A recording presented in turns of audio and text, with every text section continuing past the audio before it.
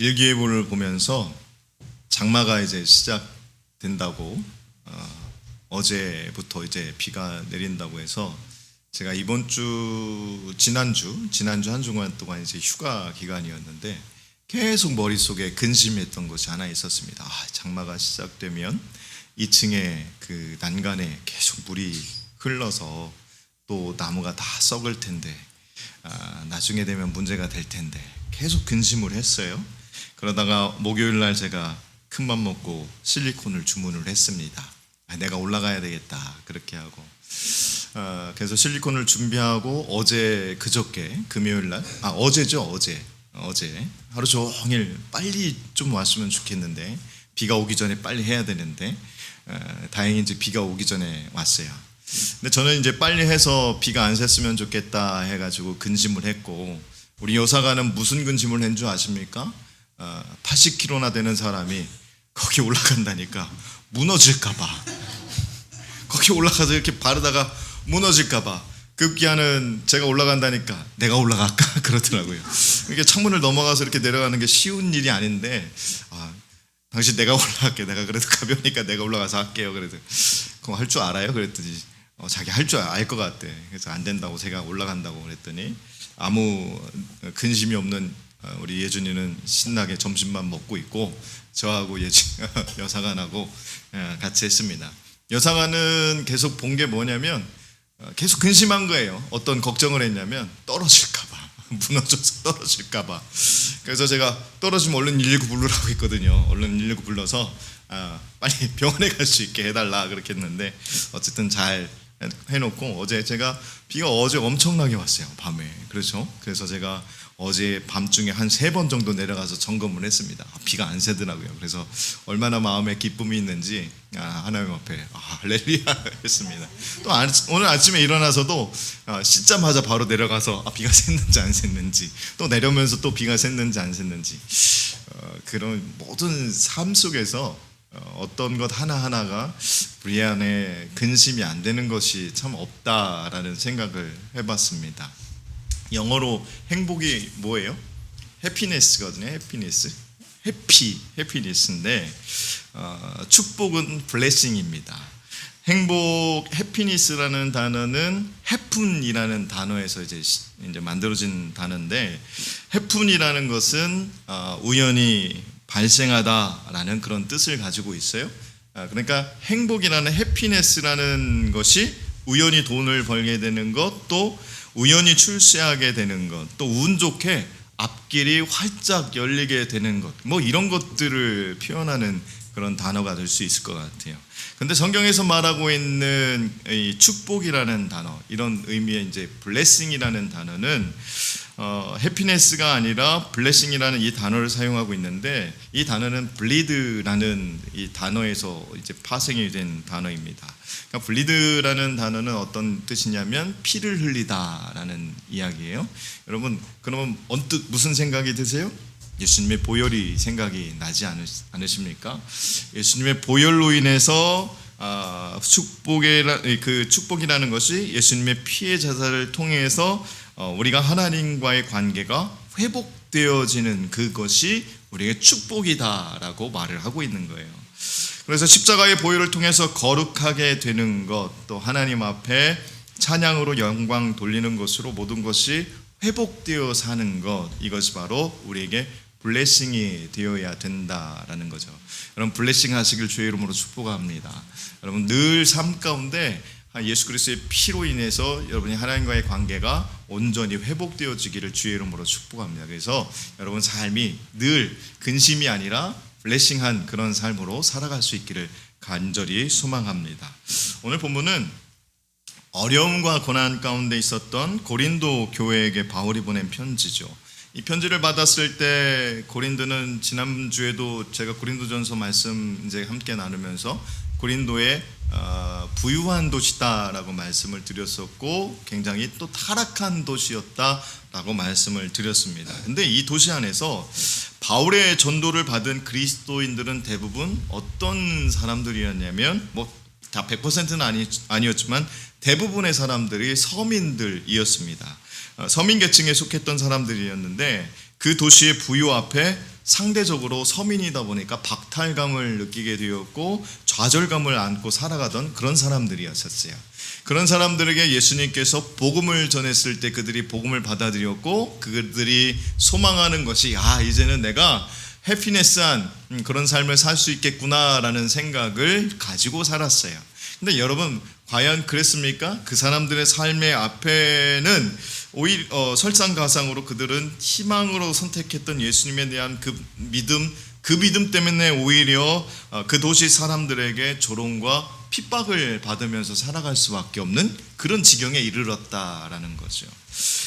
고통스러운 삶의 현장에서 그들은 예수님을 유일한 희망으로 믿으면서 살아왔는데 오히려 믿음으로 인해 그들은 더 큰 아픔과 핍박을 받게 되었다라는 거죠.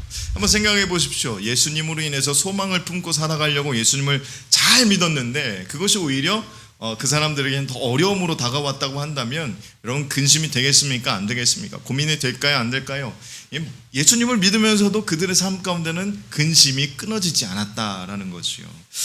여러분 우리가 비록 우리 삶이 살아가면서 이러한 고통을 당하고 있지는 않다 할지라도 우리는 고린도 교인들과 같이 비슷한 아픔을 경험하게 될지도 모르겠습니다. 고통 가운데 있는 고린도 교인들에게 주어진 말씀은 이와 비슷한 상황 속에 있는 그리고 그렇게 또 살아갈 우리들에게도 주는 동일한 하나님의 말씀임을 여러분 기억할 수 있기를 간절히 소망합니다. 그래서 바울이 오늘 고린도 그리스도인들에게 본문에서 이렇게 이야기합니다. 3절 한번 개역개정으로 한번 보실까요? 함께 띄워주시겠습니까? 앞에 한번 보시겠습니다. 시작. 찬송하리로다 그는 우리 주 예수 그리스도의 하나님이시요 자비의 아버지시요 모든 위로의 하나님이시며. 바울은 이런 고통과 환난 가운데 있는 고린도 교인들에게 뭐라고 이야기하고 있어요? 찬송하라 라고 이야기하고 있어요. 찬송하라라고 명령을 하고 있는 겁니다. 여러분 생각을 한번 해보세요. 어떻게 고통과 환난 가운데 고민과 근심 속에 빠져가고 있는 사람들에게 찬송하라 라고 이야기하는 게 그 사람들이 받아들이기 쉽게 그래야 되겠구나라는 그런 생각이 들 만한 그런 명령이었을까요?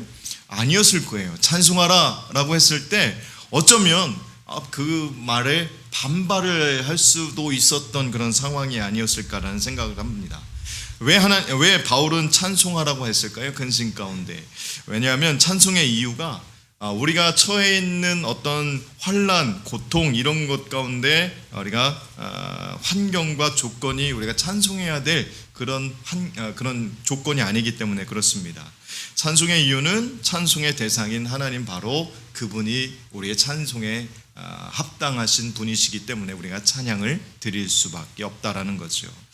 여러분 이 세계 2차 대전이 끝나고 이제 연합군이 악명 높은 아우슈비츠 수용소를 접수하러 들어갔습니다.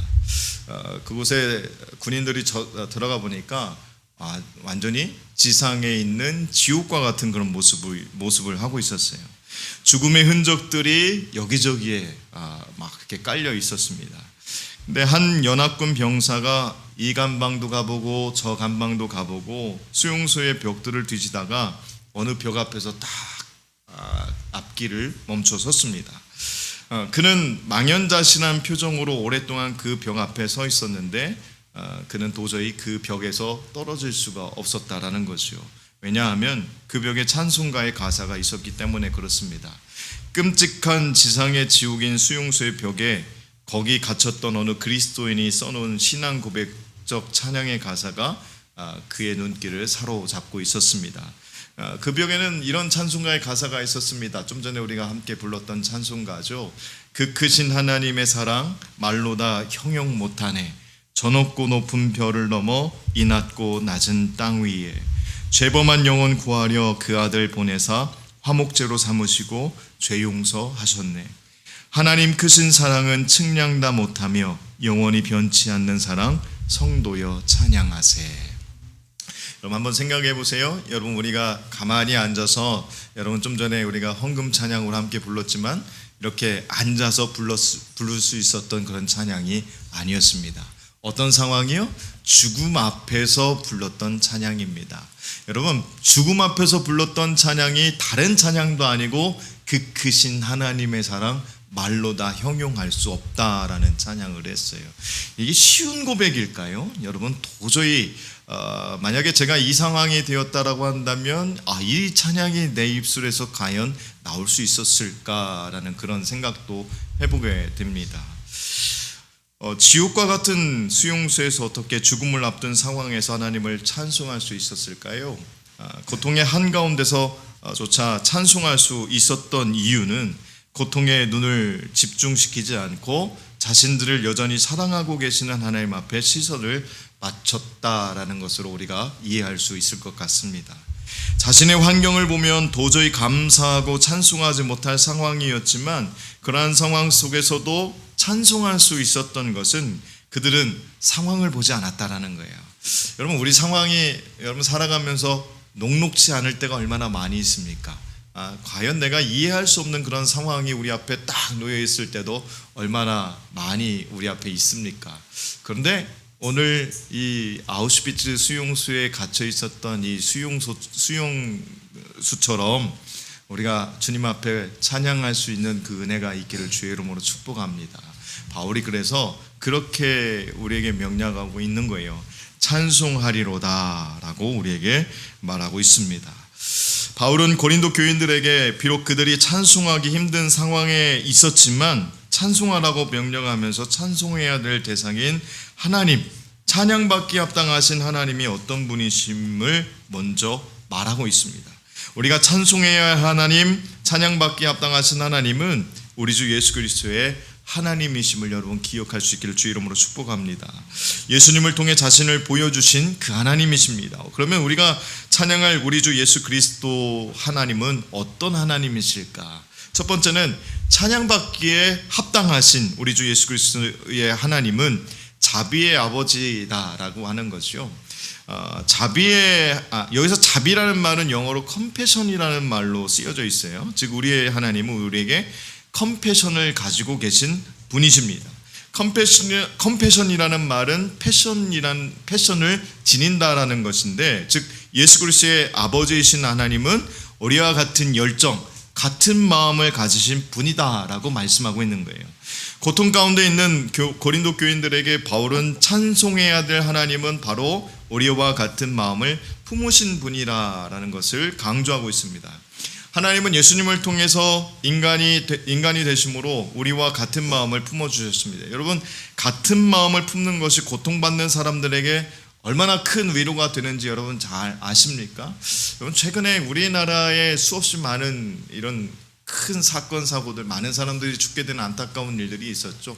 이 지난주에도 있었죠. 화성에서 어떤 그 배터리 1차 전지 공장에서 많은 사람들이 죽게 되었는데, 여러분 그 사람들의 죽음에 우리나라 모든 국민들이 외면했다라고 한다면 그분들은 굉장히 외로운 상황에 놓여 있을 수밖에 없었을 거예요.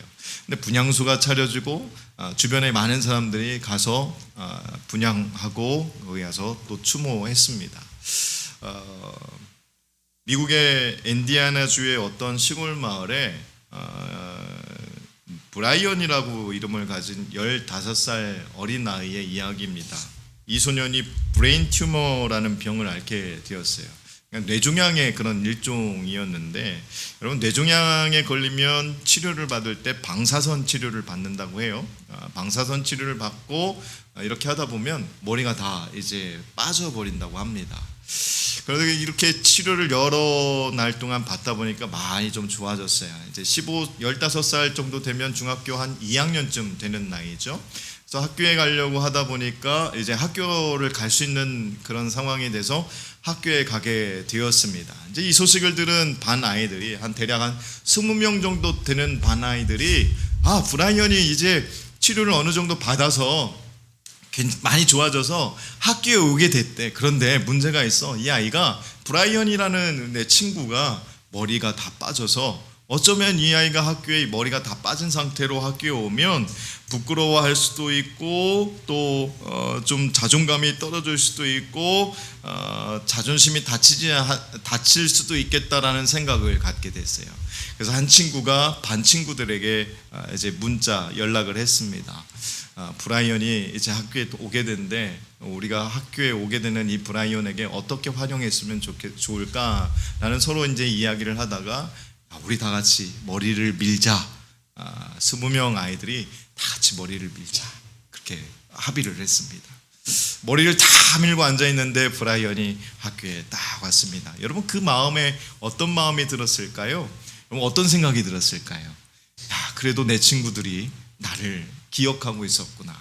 그 모습을 이제 브라이언이라는 학생이 들어와 있고 20명이라는 아이들이 다 머리를 깎고 있는데 담임 선생님이 교실로 들어왔습니다.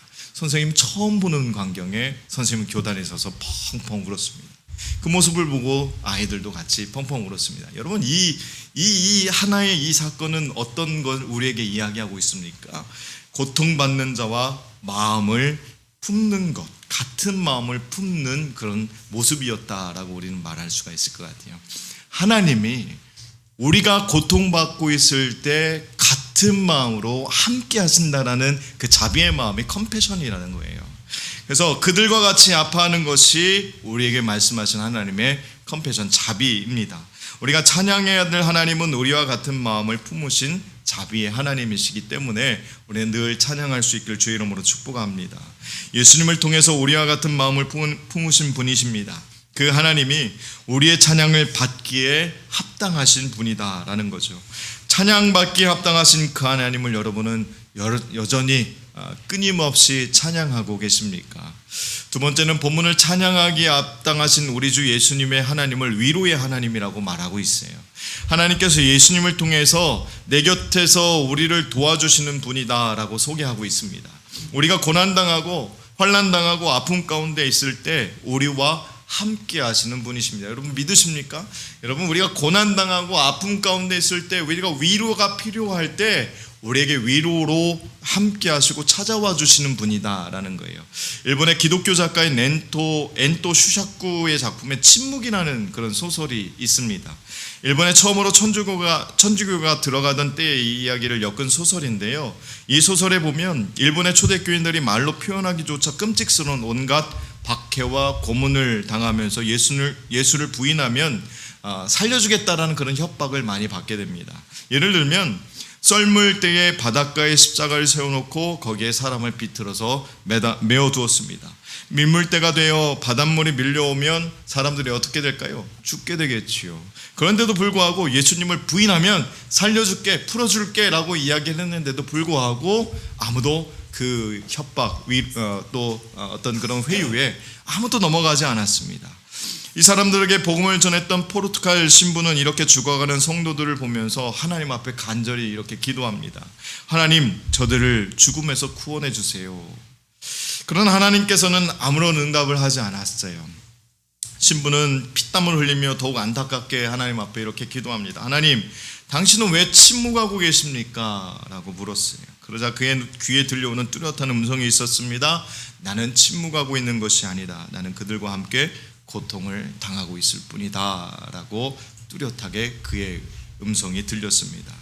고통받는 자들과 함께 하시는 하나님, 그 하나님이 바로 우리가 찬양해야 될 위로의 하나님이심을 여러분 믿으시길 바랍니다. 하나님께서는 이러한 위로와 자비를 예수님을 통해 우리들에게 보여주셨다라는 거죠. 하나님이신 예수님께서 인간의 몸을 입고 우리와 같은 마음을 품으셨습니다. 이 땅에 오셔서 우리가 당해야 될 모든 고통과 고난을 먼저 당하심으로 고통당하고 있는 자들의 곁에 서서 함께 해 주신다라는 거죠. 여러분 우리가 힘든 일을 겪을 때 누구를 찾습니까? 하나님을 찾는 건 알고요. 그 다음 누구를 찾으세요? 자기가 가장 위로가 될 만한 사람을 찾게 되죠. 가족이 될 수 있고 친구가 될 수 있고 형제가 될 수 있고 또 다른 어떤 사람이 될 수도 있습니다. 만약에 그런 사람이 나한테 없다라고 생각되어지면 그럼 어떤 마음이 들까요? 굉장히 외로워지겠죠. 그러면 또 우리는 얼마나 감사합니까? 하나님이 계시지 않습니까? 우리에게는 하나님이 위로의 하나님이 분명히 함께 하심을 여러분 믿으시길 주의 이름으로 축복합니다. 본문을 보면 많이 사용되는 두 단어가 나옵니다. 5절이잖아요. 3절부터 7절까지 5절에 하나는 환난 또는 고난이라는 단어가 대략 한 6번 정도 나옵니다. 그러니까 우리가 만나는 고난과 환난이 많다라는 것을 이야기하고 있는 거죠. 근데 위로라는 말이 몇 번 정도 나오는지 여러분 빨리 세보면 나올 수 있을 것 같은데 몇 번 정도 나와요? 10번이 나옵니다. 네. 늦었죠? 우리 이치선 집사님 막 세시다가 늦었네 10번 정도가 나와요. 여러분 이 이야기는 뭘까요? 환난이라는 단어를 압도해서 더욱더 많이 사용되는 단어가 위로라는 단어거든요. 우리가 이 세상 속에서 만나는 환난과 고난도 참 많이 있지만 그럼에도 불구하고 하나님의 위로하심은 그것을 능가한다라는 것으로 우리가 이해할 수 있을 것 같아요. 하나님의 위로는 우리의 모든 것을 능가하시고 함께 하시는 줄 믿습니다. 그래서 본문은 자비의 하나님을 말씀하면서 자비라는 말을 복수로 사용을 했습니다. 모든 종류의 자비를 다 보여주시는 하나님이시라는 의미입니다. 또한 위로에 대해서도 모든 위로의 하나님이라고 표현을 합니다. 우리가 이 세상을 살면서 고난들이 참 많이 있지 않습니까? 물질적인 고난을 당하는 사람들이 있어요. 또 주위 사람들에게 무시를 당하고 모함을 당하는 그런 아픔을 경험하는 사람들도 때로는 있습니다. 육체의 아픔으로 고통을 당하는 사람들도 우리가 흔히 많이 보게 되죠. 또 불확실한 미래로 인해서 불안해하는 사람들도 있습니다. 요즘 청년 세대들을 보면 취업이 안 돼서 취업할 곳이 없어서 여러분 그 대구의 중심가는 어디예요? 네? 관음동이라고 하신 분 누구세요? 동성로에 가면 여러분 문을 닫은 그 매장이 얼마나 많은지 아세요? 거의 3분의 1 아니면 반 이상이 문을 많이 닫고 있어요. 그 정도로 경제가 어렵다라는 거죠.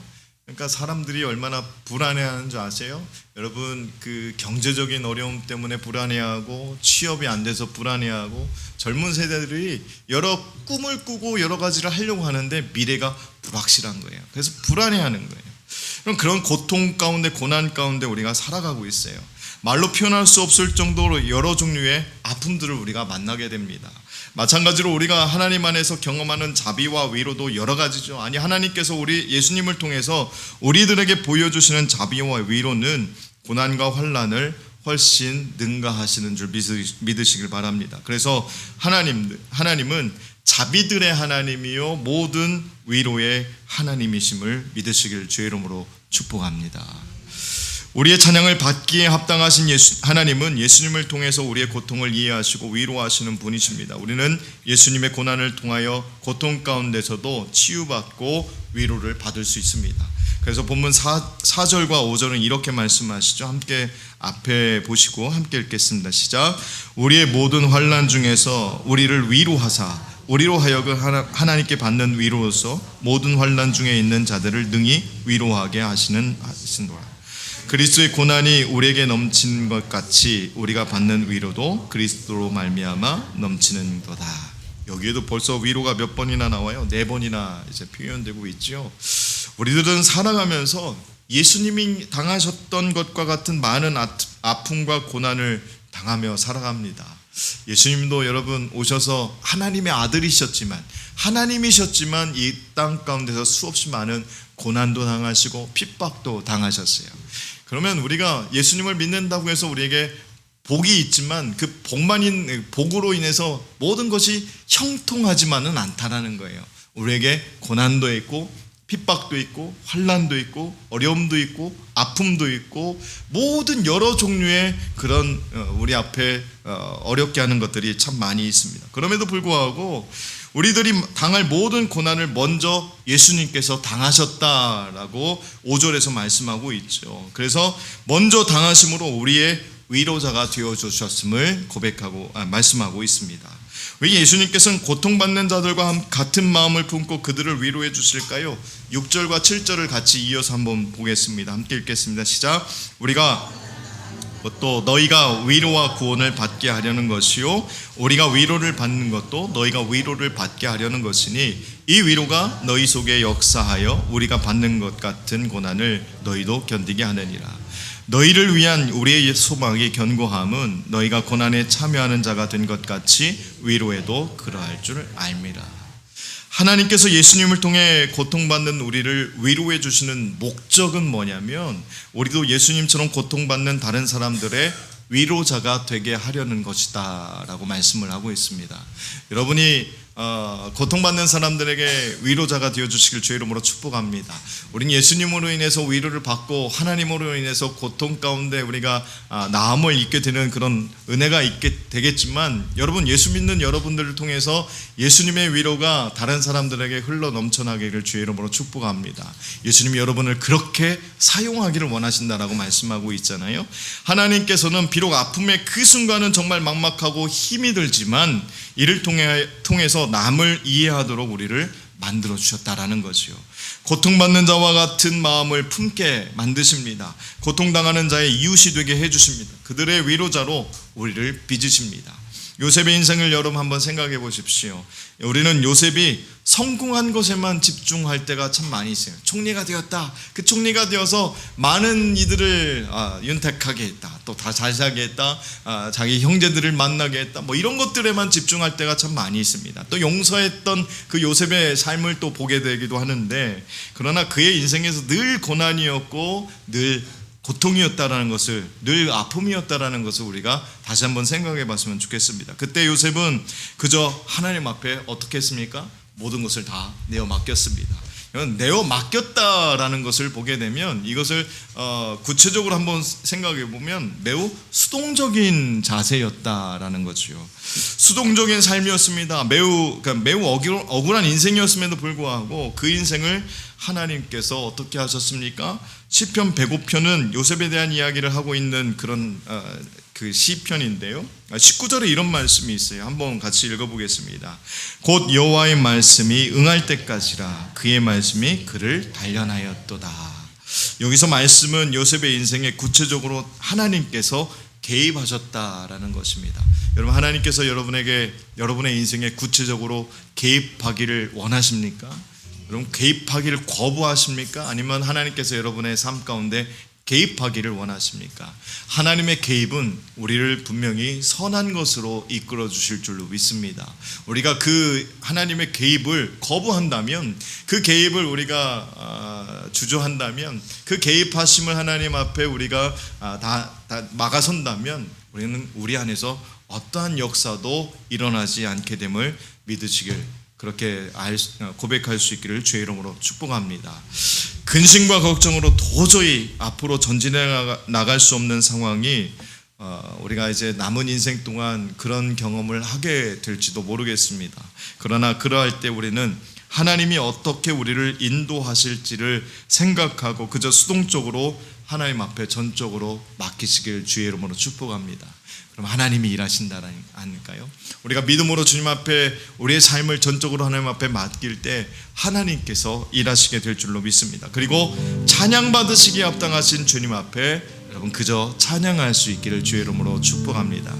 이제 부를 찬양이 그거거든요. 내가 할 수 있는 것은 오직 감사와 기도, 두 손을 높이 들고 주께 찬양하네 라는 찬양인데, 이 찬양의 가사처럼 그분이 우리를 도우신다는 사실은 이미 약속되어 있는 하나님의 신실하신 그 계획이심을 여러분 기억하시고, 내가 할 수 있는 것은 그 어떤 것도 없이 오직 감사와 기도, 내가 할 수 있는 것은 근심 가운데 있지만 그럼에도 불구하고 주님 앞에 감사하고 주님 앞에 기도하고 주님께서 나와 함께 하심을 믿고 찬양할 수 있는 저와 여러분이 될 수 있기를 주의 이름으로 축복합니다. 우리 함께 찬양할까요?